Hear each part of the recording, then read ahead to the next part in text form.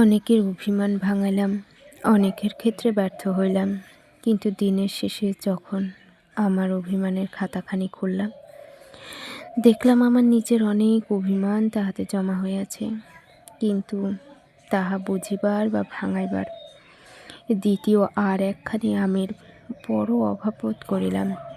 তাই দিনের শেষে মনে হইতে লাগিল, এবার মরিয়া আমার অভিমানগুলিকে রূপদান করিব।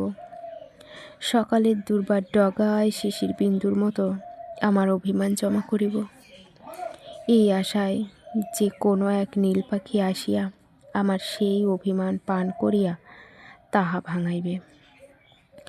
নতুবা কোনো পদ্মপাতায় আমার অভিমানগুলোকে জমা করিব।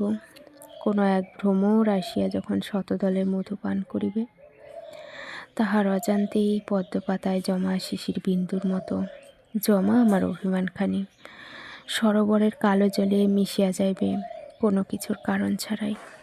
অথবা অভিমানগুলিকে বৃষ্টির এক বিন্দু করিব, আকাশপানে তৃষার্ত চাতক আমার অভিমান পান করিবে আকাশেই, আর মাটিতে পড়িবে না। নয়তো আমার অভিমানগুলিকে কালি করিব, কোনো এক লেখনীতে থাকিবে।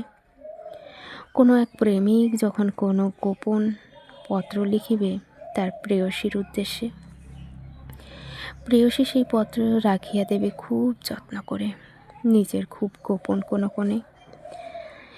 এবার আমি আমার অভিমান নিয়ে চলিয়া যাইব, আর হয়তো ফেরা হবে না। তবে যাবার কালেও যে আমার মনে অভিমান রহিয়া গেল, তাহার কি